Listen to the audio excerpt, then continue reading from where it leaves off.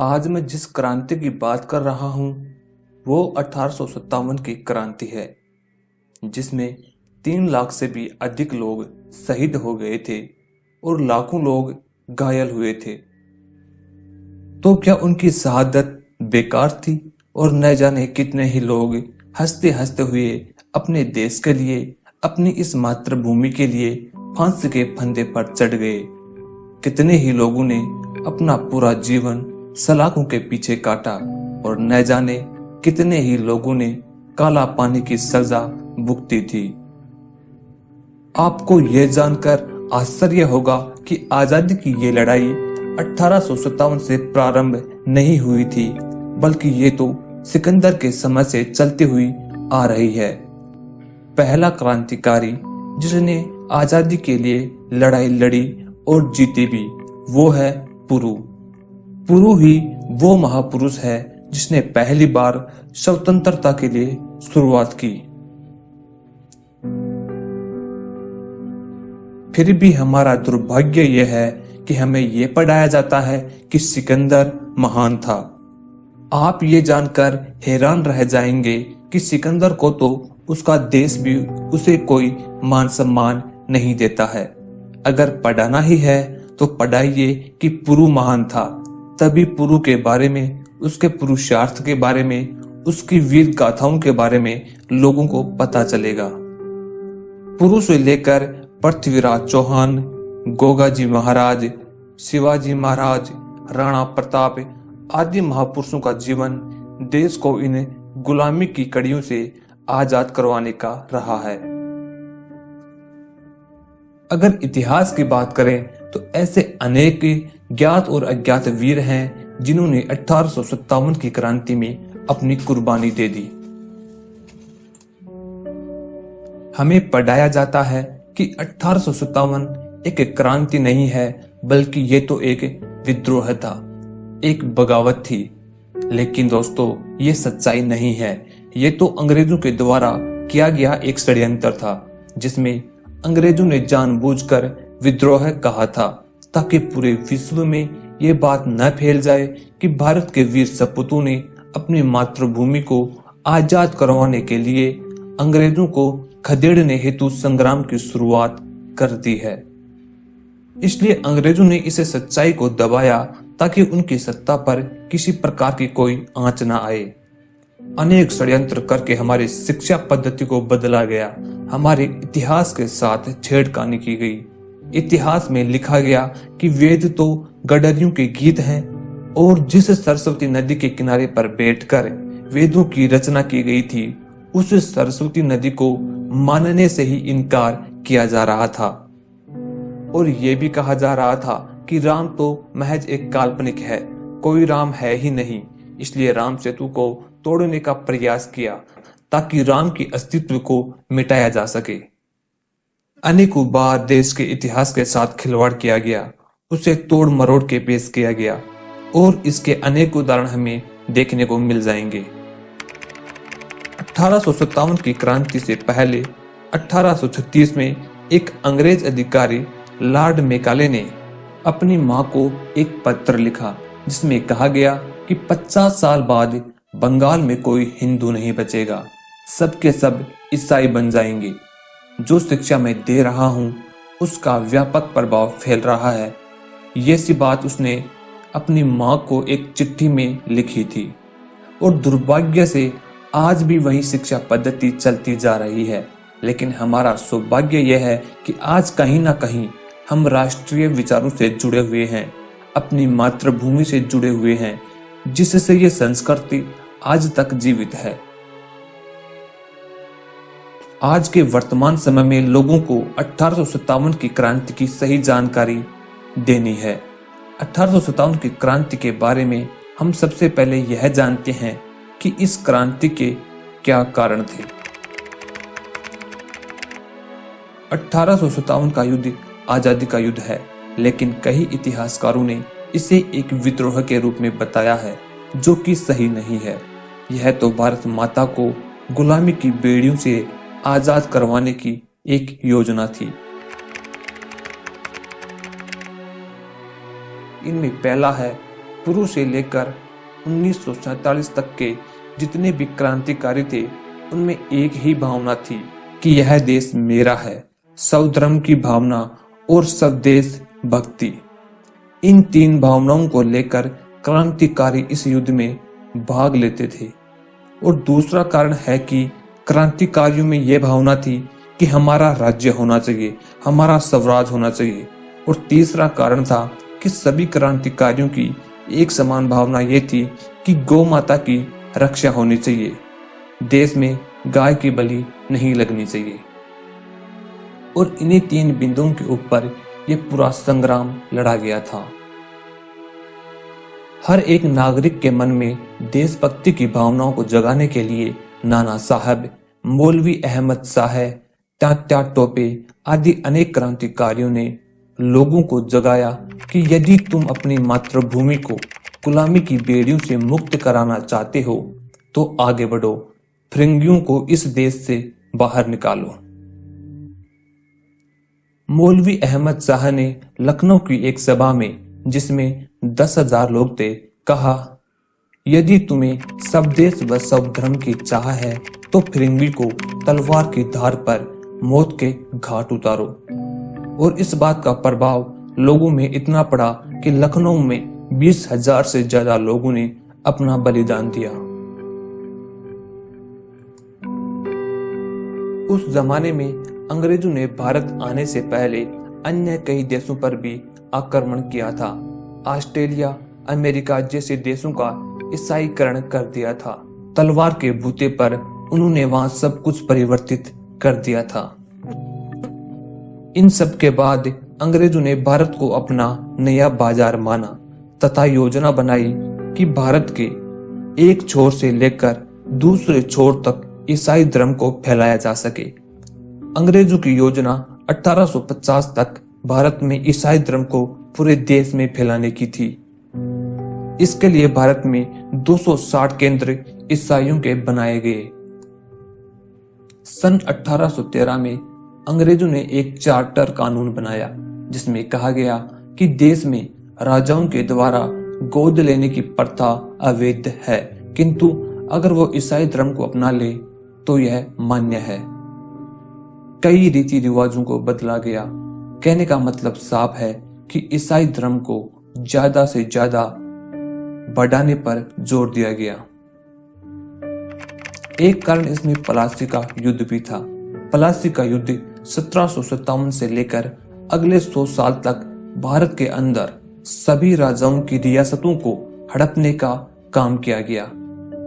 एक अंग्रेज अधिकारी लॉर्ड डलहौजी, उसके समय यह काम ज्यादा से ज्यादा हुआ था। उसको साम्राज्य का निर्माता भी कहा गया था। अनेक राजाओं से उनकी संपत्तियां छीन ली गई थी। अनेकों से उनका राज्य छीन लिया गया था। इसके अलावा एक खबर यह भी थी कि अंग्रेजों की सेना में जो भारतीय सैनिक थे, उनको गाय और सुअर की चर्बी से बनी हुई राइफल्स दी गई थी, जिसे मुंह लगाकर खोलना पड़ता था। इस बात से सैनिकों में विद्रोह का भाव था। इन सभी कारणों की वजह से ही 1857 की क्रांति की नींव पड़ी थी। अब हम जानते हैं कि इस युद्ध की योजना किस प्रकार बनाई गई थी।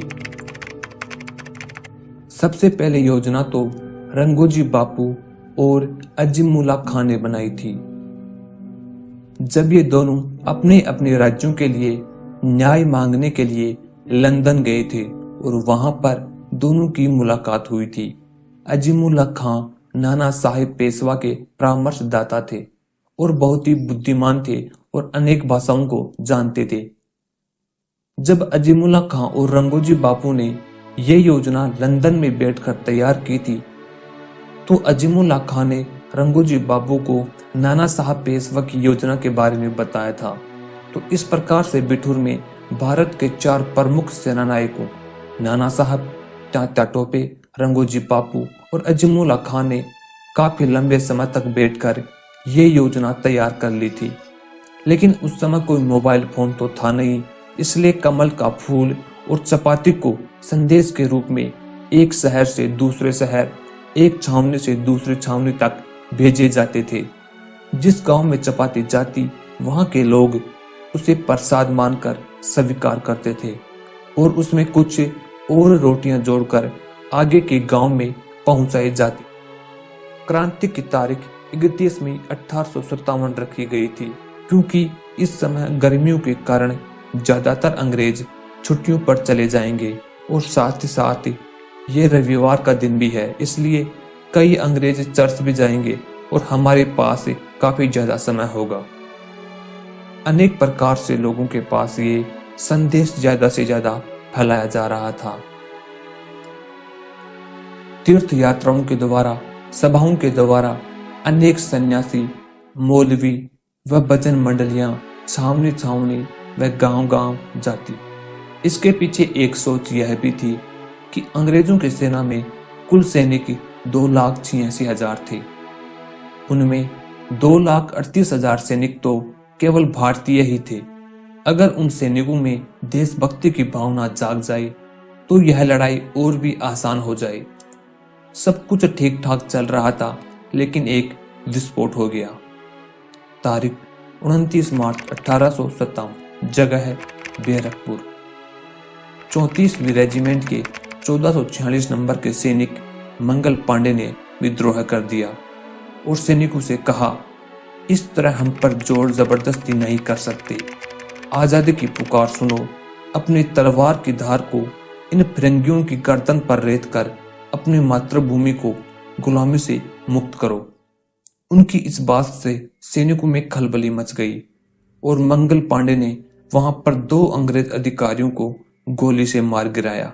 बाद में मंगल पांडे ने खुद को भी गोली मारी, लेकिन वह केवल घायल ही हुआ था और इस क्रांतिकारी को 8 अप्रैल को फांसी दे दी गई।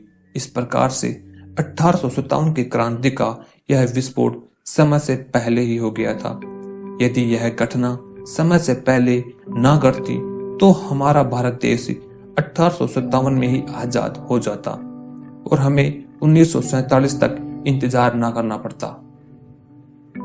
मंगल पांडे की फांसी के बाद यह क्रांति जोर पकड़ चुकी थी और संपूर्ण भारत में यह क्रांति फैल चुकी थी।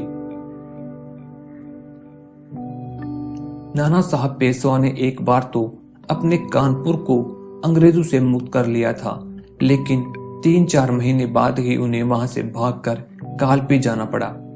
उनके साथ तात्या टोपे भी युद्ध कर रहे थे। उसके बाद नाना साहब बरेली गए तथा वहां से नेपाल गए और अंत समय तक वहां पर ही रहे।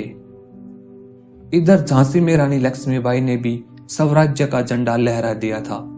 6 महीनों तक तो रानी के पास शासन रहा। बाद में अंग्रेजों ने उन पर आक्रमण कर दिया। इस संकट के समय लक्ष्मीबाई का साथ दिया झलकारी बाई ने, जो कि रानी की सेनापति थी और रानी का चेहरा झलकारी से मिलता था। अतः झलकारी बाई ने अंग्रेजों को युद्ध में उलझाए रखा और लक्ष्मीबाई वहां से चलकर 102 किलोमीटर दूर कालपी पहुंची। वहां पर तात्या टोपे नाना साहब के साथ मिलकर आगरा को जीत लिया। बाद में अंग्रेजों ने आगरा पर आक्रमण किया तो रानी को वहां से भागना पड़ा। जब वह भाग रही थी तब एक बड़ा सा नाला आ गया और घोड़ा उसे पार नहीं कर सका। तब पीछे से एक अंग्रेज ने रानी के सिर पर वार किया, जिससे सिर आधा कट गया और रानी को मुंद्रा के पास में बाबा गंगादास की कुटिया में दाह संस्कार किया गया। तात्या टोपे ने भी चारों ओर क्रांति को फैलाया। उनके बारे में कहा गया है कि 19 अप्रैल को उन्हें फांसी दे दी गई, जो कि एकदम झूठ है। उनकी जगह पर उनके सहयोगी नारायण राव भागवत फांसी पर चढ़े थे और तात्या टोपे 1909 तक सन्यासी के रूप में जीवित रहे। इसके अनेक प्रमाण मिलते हैं। अब हम जानते हैं कि इस क्रांति के क्या परिणाम निकले। पूरे देश में इस क्रांति का प्रभाव पड़ा। 3 लाख से ज्यादा लोग मारे गए। हजारों लोगों को काले पानी की सजा हुई। अंग्रेजों के अत्याचारों ने पुराने सारे रिकॉर्ड तोड़ डाले। यह क्रांति पूरे देश में एक साथ हुई। इस क्रांति से अंग्रेजों में एक डर बैठ गया था और उन्होंने अपने नीति नियमों में कई परिवर्तन किए। पहला, एक तो उन्होंने भारतीय सैनिकों की संख्या 2,40,000 से घटाकर 1,40,000 की और लंदन से 1 लाख की सेना बुलवाई। भारत में ईसाईकरण को बढ़ावा देने की बात कमजोर पड़ गई थी। अब भारत में अंग्रेजों की सत्ता महारानी विक्टोरिया ने संभाल ली थी। अंग्रेजों ने नया षड्यंत्र रचा और नई नीति बनाई कि फूट डालो और राज करो। अंग्रेजों ने धर्म के आधार पर हिंदू मुसलमानों को भड़का दिया, हिंदुओं को जाति के आधार पर बांट दिया। इससे देश का बहुत ही नुकसान हुआ। अंग्रेजों ने 1857 की क्रांति को दबाने की कोशिश की और इसे विद्रोह का नाम दिया। तब वीर सावरकर ने 650 पेज की मराठी में 1857 का स्वतंत्रता समक नामक एक पुस्तक लिखी। क्रांतिकारियों के लिए यह पुस्तक गीता के समान थी। इस पुस्तक का अंग्रेजी में अनुवाद बाद में भगत सिंह ने भी छपवाया था। 1857 की घटना तथा उसका परिणाम अंग्रेजों के मन में यह पड़ा कि उन्होंने भारत में रहने का इरादा त्याग दिया। इस घटना के बारे में लोगों को जानकारी देने से ही राष्ट्र की शक्ति का जागरण होगा। देश के लिए जीने मरने की ललक पैदा होगी। लोगों को पता चल सके कि तलवार के बूते पर हमने रक्त बहाकर देश को आजादी दिलवाई है कि आज का जो वातावरण बना हुआ है उसमें यह संभव नहीं दिखता है। अतः ज्यादा से ज्यादा लोगों को शेयर करें, बस सच्चाई को लोगों तक पहुंचाएं। अगर आपको वीडियो पसंद आती है तो इसे लाइक करें और साथ ही साथ ऐसे और भी वीडियो देखने के लिए हमारे चैनल को सब्सक्राइब जरूर कर लें। धन्यवाद।